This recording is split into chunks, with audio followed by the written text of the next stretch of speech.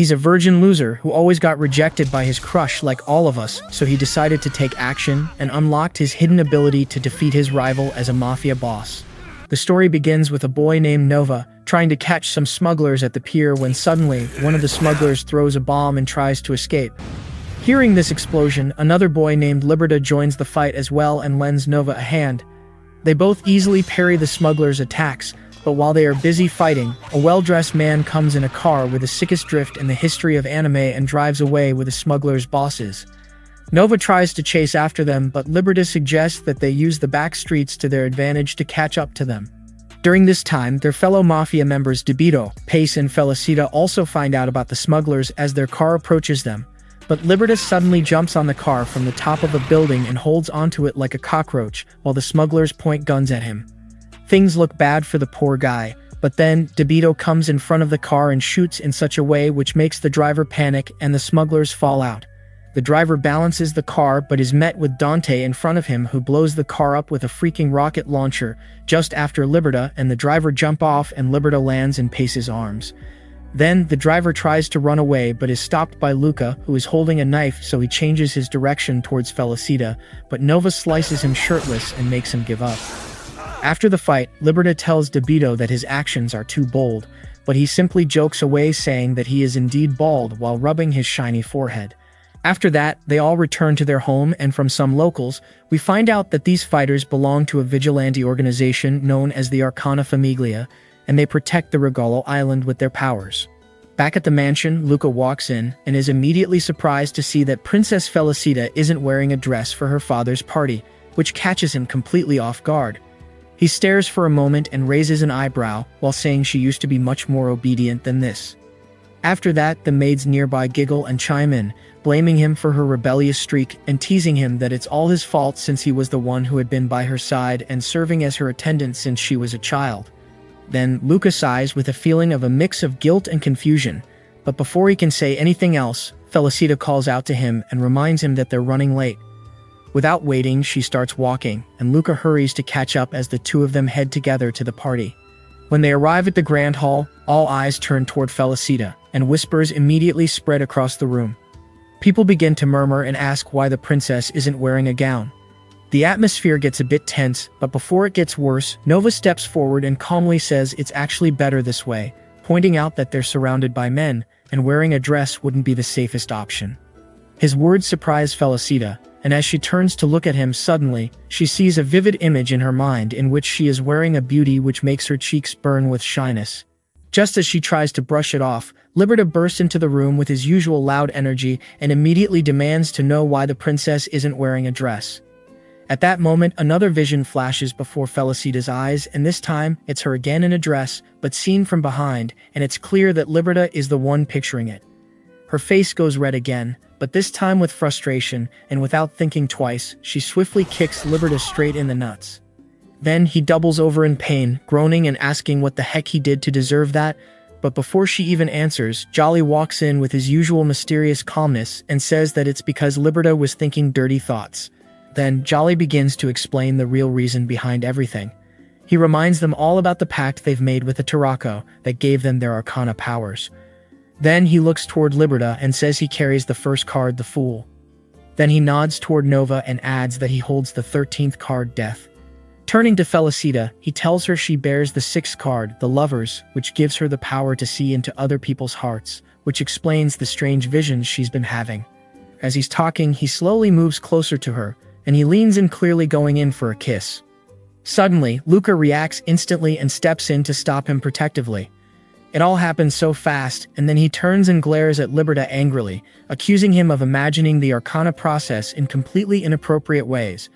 But before he can say much more, Felicita turns to him with narrowed eyes and without hesitation, gives him the same punishment with a swift kick in the nuts, and leaving Luca doubled over right next to Liberta. Then comes Mondo, who is the father of Felicita and is called Papa by the public as well because he is the head of the Arcana Famiglia. He gives a speech on how he is celebrating his 59th birthday today, and at this age he is thinking of retiring. Then he announces that he is hosting a tournament named the Arcana Duelo in 2 months, and the winner of this competition will take his seat, and also be given the title of Papa along with a wish and the hand of his daughter named Felicita, like a Dragon Ball World Martial Arts Tournament announcement. After that, he also states that everybody with Arcana powers has to participate. Meanwhile, Felicita tells him that she doesn't want to get married to Witch. He reminds her that she chose to join the Arcana Famiglia with her own free will, but now has to follow his orders. Then he challenges her to defeat him if she wants to go against her will, but when she attacks, he blocks her every attack and throws her to the ground.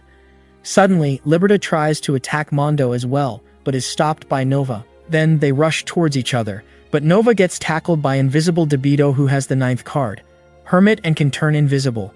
Meanwhile, Pace holds Liberta down, thanks to the 11th card, which is Strength, and it grants him immense strength, yet Liberta breaks free because his powers activate due to his angry emotion.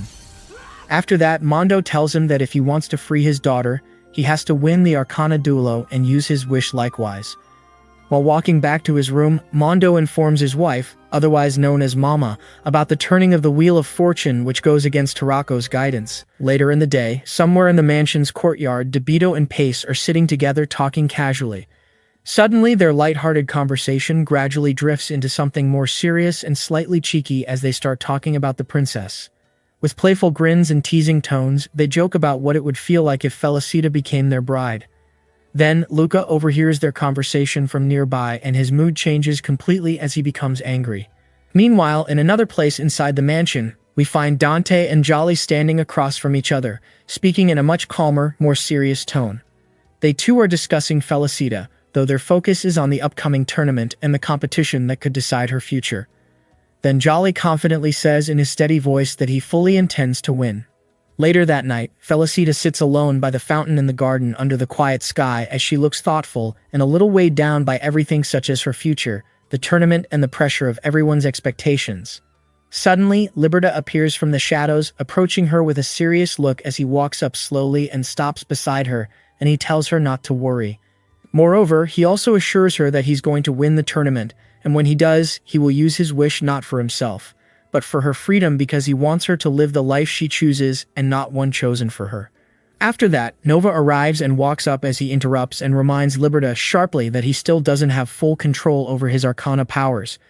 But Liberta doesn't back down and replies that it doesn't matter because he's made his decision.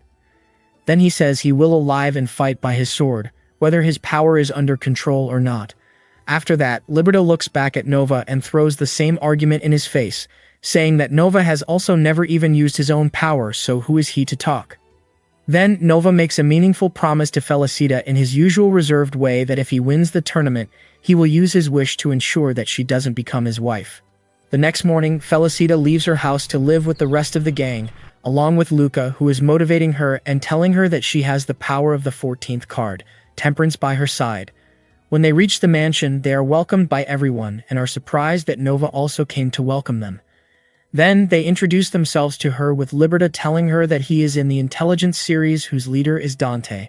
Then, Dante confirms and adds that he is also the director of the Arcana Famiglia, along with the fact that he has made the deal with the 4th card, which is the Emperor, like Doctor Strange, revealing he's the Sorcerer Supreme.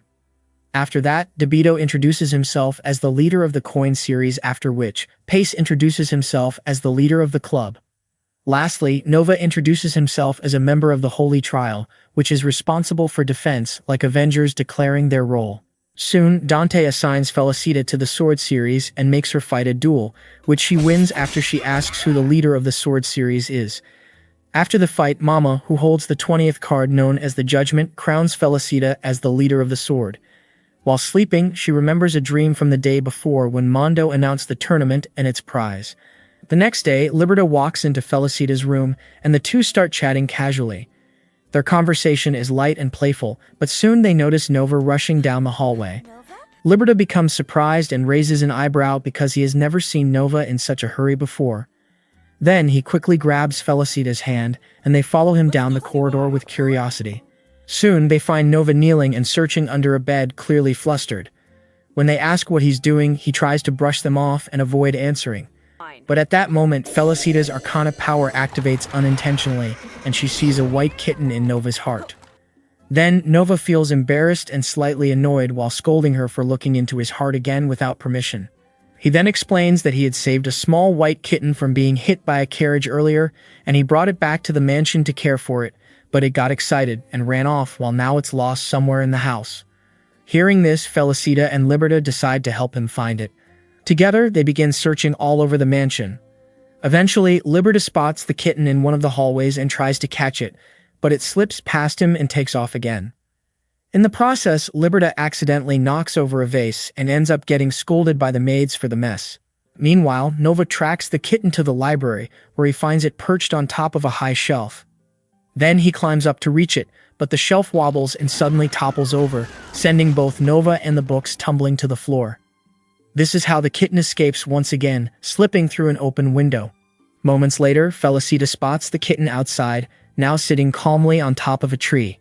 She gets ready to climb up and retrieve it, but Luca appears just in time and stops her, insisting it's too dangerous for her to climb. Then he quickly climbs the tree himself, but just as he reaches for the kitten, it leaps past him, dashes by Nova and Liberta again, and finally lands straight into Felicita's waiting arms. Then the three of them sit down, a little out of breath but relieved. As they try to decide what to do with the kitten, Felicita notices a small ribbon tied around its neck. She gently holds it up and tells the others that it must belong to someone and that this kitten has a home. She smells the cat like Sherlock sniffing a suspect's collar when Jolly appears suddenly, and tells them that the smell is of a perfume made from the blend of Osmond Rose and Prelude Rose, as well as that the ribbon around its neck is of expensive material. While talking, he also reveals that he has a deal with the 18th card, which is known as the Moon and Leaves. After spending the entire day chasing the kitten around the mansion and still unsure of its owner, Felicita, Liberta, and Nova decide to ask for help. Then they head over to Pace, hoping he might know something useful. Pace, who is always cheerful and helpful, listens to their story and then suggests they talk to DeBito instead, as he might have more specific information. After that, they quickly find DeBito and explain the situation. DeBito smirks and says he doesn't know the exact owner, but mentions that he recognizes the scent the kitten carries and that it is a very distinct perfume. He says he knows about 15 different perfumers who use that scent, so it could belong to any one of them. As they're trying to figure out their next step, Felicita's Arcana power suddenly activates again without warning, and she sees into the kitten's heart and catches a vision of its owner, who is a woman with blonde hair. This revelation helps narrow things down. Then, DeBito thinks for a moment and nods while saying that information eliminates about half of the potential owners, leaving only 8 possibilities. Then he picks up the kitten gently and examines the ribbon tied around its neck, noting the expensive material and fine craftsmanship.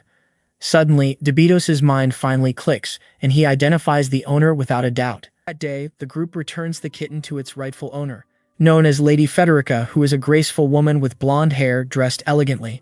She's overjoyed to have her beloved pet back safe and sound. As a token of gratitude, she gives Felicita a beautiful dress, which Felicita humbly accepts, thanking her with a warm smile. As they walk back toward the mansion, the sun starts to set, casting a golden glow over the path. Then Nova breaks the silence, speaking seriously that most people don't want others to see what's in their hearts because it's something private. But for Felicita to win the Arcana Duelo and reach her full potential, she needs to learn how to use her Arcana power by choice, not just when it activates on its own. Then Liberta smiles and agrees with Nova. He turns to Felicita and encourages her, telling her she has what it takes and she shouldn't be afraid of her power. In return, Felicita smiles back and tells Liberta that he too must find the truth about his own powers. Furthermore, reminds him to keep searching, and when he finally discovers it, he should be the one to shape it in his own way by using his own words and beliefs. Together, they continue walking, the bond between them growing stronger with each step, filled with hope, trust, and a renewed sense of purpose. Later that night, we see a maid named Isabella who is checking if all the doors in the mansion are closed. She suddenly hears footsteps behind a door, and she opens the door to see a ghost. The next day, we see Felicita and Liberta telling Nova that Isabella had seen a ghost yesterday, but he dismisses it, saying that she was probably hallucinating. Then, Liberta accuses Nova of not checking for the ghost because he is scared. Later that night, Felicita, Liberta, and Nova hide together in one of the dark hallways of the mansion, determined to finally uncover the truth behind the so-called ghost haunting the place. Everyone is tense, barely making a sound, hoping to catch the ghost in the act. Then Felicita slowly steps closer to Liberta, trying not to make a noise, but in the quiet darkness, Liberta suddenly notices her presence beside him and startled glances her way.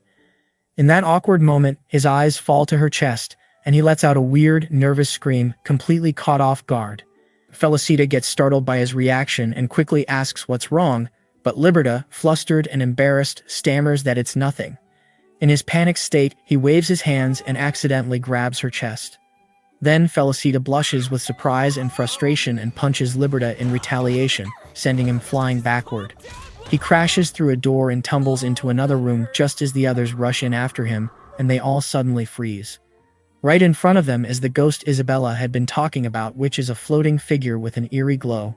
A few moments later, Luca appears and reveals the truth behind the ghost. He casually explains that he created the ghost using alchemy, specifically designed as a pace repellent. Everyone is stunned, including Felicita, who asks why he would go through the trouble of making something so elaborate. Luca sighs and recounts an incident from the previous year. He tells that he has been preparing sweets for the children as part of the Piccolino celebration, which is a special day when the family members organize fun activities, games, and laughter for the local kids. However, while he was carefully crafting the treats last year, Pace had wandered into the kitchen in his sleep and eaten every single sweet, completely unaware of what he'd done. Frustrated by the memory, Luca explains that this year he wanted to ensure that wouldn't happen again, so he created the ghost to scare Pace away from the kitchen. Felicita listens closely and stays surprised as she hadn't known about the Piccolino event. Then, Luca smiles and gently tells her that it's a beautiful tradition the family holds every year where they spend time entertaining children, making them smile and showing them warmth. After that, Liberta chimes in and encourages Felicita to join in this year's celebration, saying it'll be fun. He also adds with a grin that Nova always finds an excuse to skip the event, though they try to get him involved anyway.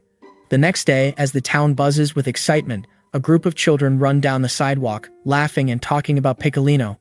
As they rush forward, they bump into another young child who looks around in confusion and asks what Piccolino is.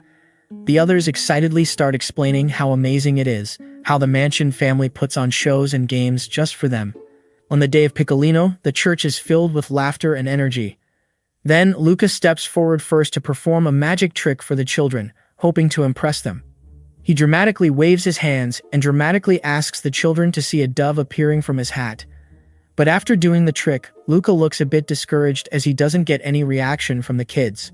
Suddenly, Debito walks in while smirking. He walks over, gently nudges Luca aside, and declares that he's going to tell a scary story instead, which is something that will really grab the children's attention. The children sit up straighter, intrigued, while Luca crosses his arms and steps back, clearly annoyed, but also curious to see what Debito can do. The Piccolino celebration continues, full of surprises, laughter, and the special warmth that only this unique family can offer. The story that Debito tells begins to take a darker turn as the children gather closer, their eyes wide with anticipation. He speaks in a low, eerie voice about the legend of the scary moon demon Diavolo, who is said to dwell deep within Regalo Island. The tale goes that long ago, in the very church they're standing in now, Diavolo encountered a lonely orphan child who had been abandoned. Moved by the child's sadness, or perhaps enticed by his vulnerability, Diavolo split the child's soul in two.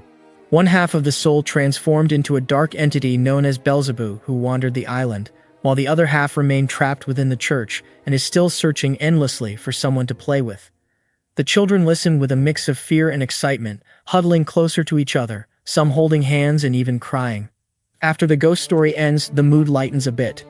Pace and Liberta can be seen happily munching on Luca's carefully prepared sweets alongside the children. Everyone seems to be enjoying themselves until suddenly, Debito stands up and slowly walks towards Felicita, and he leans close and begins sniffing her hair. The moment is awkward and confusing until Luca notices and instantly intervenes, demanding to know what Debito is doing. Then Debito simply says that he was just greeting her, brushing off Luca's irritation. But that doesn't stop the two from exchanging heated words, and the kids watch with amusement as the two men argue like old rivals. Meanwhile, the mysterious boy standing in a distant corner of the church watches Felicita silently, and his expression unreadable. Soon after, the mood shifts again as the group heads outside to play football. The kids laugh and cheer while running around the grassy field. Pace, full of energy, takes a strong kick at the ball, aiming for the goal, but instead it flies straight into Luca's face, knocking him back with a thud. Meanwhile, back at the mansion, Nova sits quietly in his room, isolated from the festivities. Suddenly, Mama enters the room looking stern and slightly disappointed. Then she scolds Nova gently for avoiding Piccolino yet again, reminding him how important it is to connect with others, especially the children. After that, Nova sighs and admits that he simply doesn't know how to act around kids, and he finds it awkward and doesn't want to say the wrong thing. Then, Mama softens, walking over and placing a comforting hand on his shoulder. She reminds him that kindness doesn't always need the right words, and sometimes just being there is enough. Later that evening, the skies open and rain begins to pour heavily across the island. Worried about the little ones, Debito, Luca, and Pace volunteer to take some of the children home safely. Meanwhile, Felicita and Liberta stay behind at the church to look after the remaining kids until everyone returns. During this time, Mama finds Nova again and gently convinces him to go help Felicita and Liberta at the church, saying that the others could use an extra hand, and that he's more capable than he gives himself credit for. While they wait, Liberta tries to entertain the kids by telling them a story from his own life. He begins with excitement, talking about the time he rescued Dante during a fierce storm. But midway through, his emotions start to rise, and he says that he has forgotten what happened next. Suddenly, the door swings open and Dante, Luca, and Pace return as they lead the last group of children inside. With all the children accounted for, Felicita and Liberta decide to check the entire church one last time to make sure no one has been left behind. After searching every hallway, room, and corner, they find nothing and finally head toward the exit. As they are about to step outside into the misty night air, Nova arrives, slightly out of breath from hurrying over. Then, Liberta assures him that everything's fine and all the children have been safely taken home. But Nova listens, then looks past them with narrowed eyes, and his expression shifts slightly as he quietly asks who was that boy standing behind them. Felicita and Liberta freeze and slowly turn around as they see the mysterious boy standing just a few feet away, watching them silently with an unreadable gaze. He tells his name to be Elmo and asks Felicita about the thumping feeling in his heart when he looks at her, and tells her that it is his first time feeling this feeling like Pokemon trainer finally seeing Pikachu's heart meter go off. Then Liberta checks for fever, but the child isn't sick, so they assume he has a cold, and Liberta goes to the basement to get a blanket for him. On coming back, he sees that Elmo has disappeared. As Felicita asks where he was, he answers from behind, telling them that he is going home. Nova tries to go with him because the rain was too dangerous, but as soon as he walked out the door, Elmo had disappeared. Then Liberta jokes that he was the remaining half from Debito's story. Later that night, we hear someone coming into Jolly's room, and Jolly greets the person by saying welcome home. Up 4. Later, we see a flashback of thoughts where Liberta and Dante are sailing towards Regalo Island. Then we see Liberta and Dante in the present time catching fish at the pier when Liberta gets called by Felicita. She tells him that Mama wanted them to deliver something to Miss Giovanna, who is her old friend, and she adds that Nova couldn't come help them as he was busy, so he drew them a map instead. As following the map was very difficult, Liberta took her to the roof of the buildings as a shortcut, and then they started following the map from there with Liberta in front when he starts thinking about his past and falls down with Felicita in a shop on the street like Ratchet and Clank rooftop leap gone wrong. Then Felicita tries to reassure everyone that everything's fine, but the shopkeeper cuts her off, saying that it's definitely not fine and puts them to work immediately. Then they spend the whole evening asking people to buy from their shop. Liberta is worried about delivering the scarf to Miss Giovanna when she suddenly shows up behind him and asks to buy flowers from the shop. Suddenly, Liberta recognizes her and gives her the scarf. Then, Liberta mentions to Felicita that whenever she is around, everything falls into place, and this might be an effect of her powers. Later, the shopkeeper comes and thanks them for their work, which ended up doubling his profit and allows them to take any one item from his shop for free as a token of appreciation. After that, Liberta looks at the masks and tells Felicita that when he was young, living in an orphanage, a man wearing a mask saved him. At this moment, Liberta finds the same mask worn by his savior, at which the shopkeeper commented that it is a rare mask and said to be worn by a man who saved many children from an orphanage which did terrible things to them. After that, he goes to Dante and shows him the mask. Dante doesn't comment and scolds Liberta for falling off the building and putting the princess's life in danger as reported by Nova. Liberta blames Nova's map but is shut down by Dante. Then he angrily runs outside the room, and before following him, Felicita peeks inside Dante's heart and sees Liberta surrounded by a falling building in flames. Later, Jolly realizes and tells Dante that Felicita peeked into his heart. The next day, Felicita walks in and sees Liberta training, and when she asks if it's because of what Dante said, he shakes his head and explains that he is training because he made a vow to live by his sword. Later, Felicita grows curious about Liberta's mysterious past and wonders if Nova knows anything about it. She approaches him and asks if he's aware of any details regarding Liberta's connection with Dante or what might have happened to him in the past.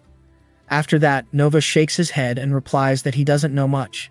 Though she doesn't press further, Felicita's curiosity only deepens. That evening, Felicita is unable to shake the feeling that something important is being hidden, and so she decides to take matters into her own hands and writes a letter to Dante, asking to speak with him privately, and sends it with her trusted pet owl, Fuculota. Later that night, Dante receives the letter and meets Felicita as requested. As they talk to each other, Felicita looks at him seriously and asks if he was the one who saved Liberta from the orphanage years ago. Then Dante pauses for a moment and then replies positively. Suddenly, a fire breaks out, casting a bright glow into the night. The flames crackle and rise, and Felicita and Dante rush toward the scene, where they find Liberta standing in front of the fire, staring at it with a blank, almost haunted expression. As they watch, Dante begins to explain. He tells Felicita that he met Liberta 10 years ago in a faraway place known as the Nord Country. At the time, Liberta was just a young boy, living in a grim and cruel orphanage where the caretakers performed twisted experiments on the children, and among all the kids, Liberta was treated the worst because of the strange power he possessed, which was a power that made anything he said become real. Furthermore, he tells Felicita that Liberta was abused and mistreated at the church.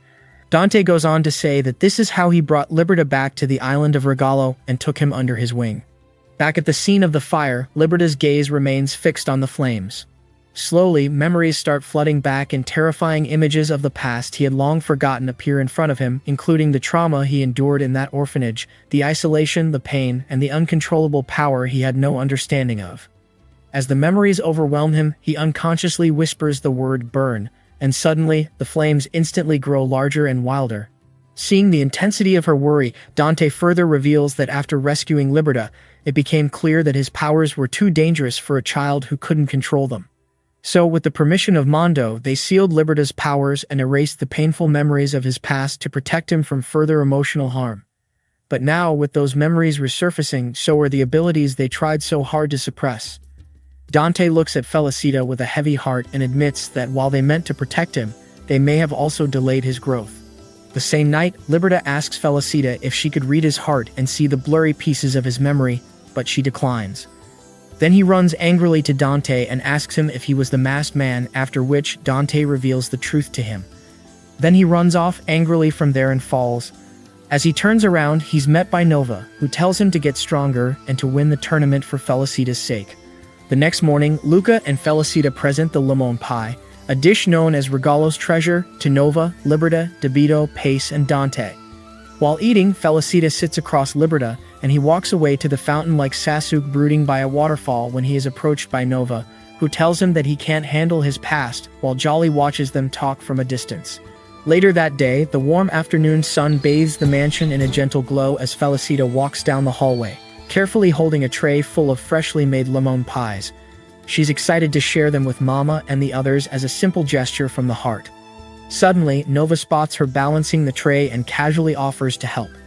He comments that if she were to trip, the pies would be completely ruined, and that would be a tragedy for everyone waiting to enjoy them. Then Felicita smiles but lets him carry the tray, quietly appreciating his concern.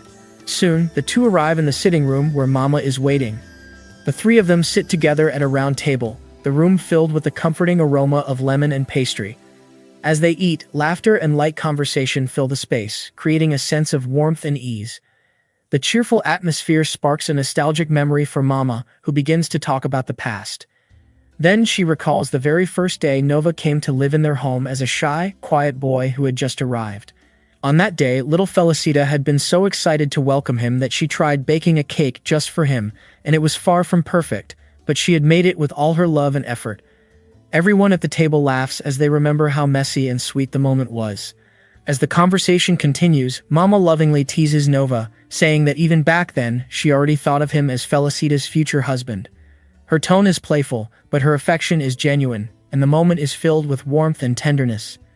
Then Nova speaks with his soft but sincere voice, saying that day was the first time he ever felt what it was like to be part of a real family, and that was a feeling he had never experienced before. Felicita looks at him gently, and Mama smiles warmly, understanding the depth of what Nova has just shared. The scene closes on the three of them sitting together, not just sharing a pie, but also memories, feelings, and a growing sense of connection, which is a quiet reminder of the bond they've built through kindness, acceptance, and time. While heading back to their rooms, they take some flowers from Mama, and Nova tells her about his love for Japan like Luffy's love for meat. He asks Felicita if she has fertilizers for her flower, to which she replies no, and Nova offers to show her a great fertilizer shop after patrolling the next day.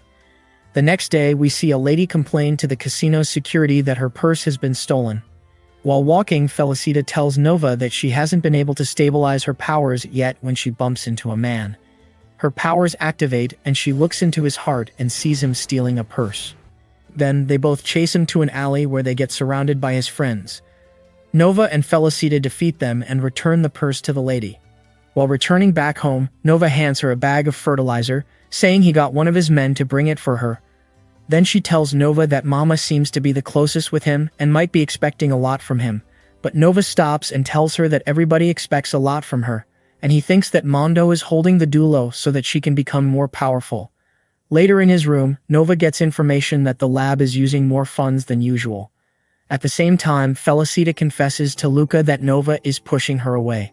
Then, Luca comes into Nova's room and sets up a meeting with Felicita without telling either of them.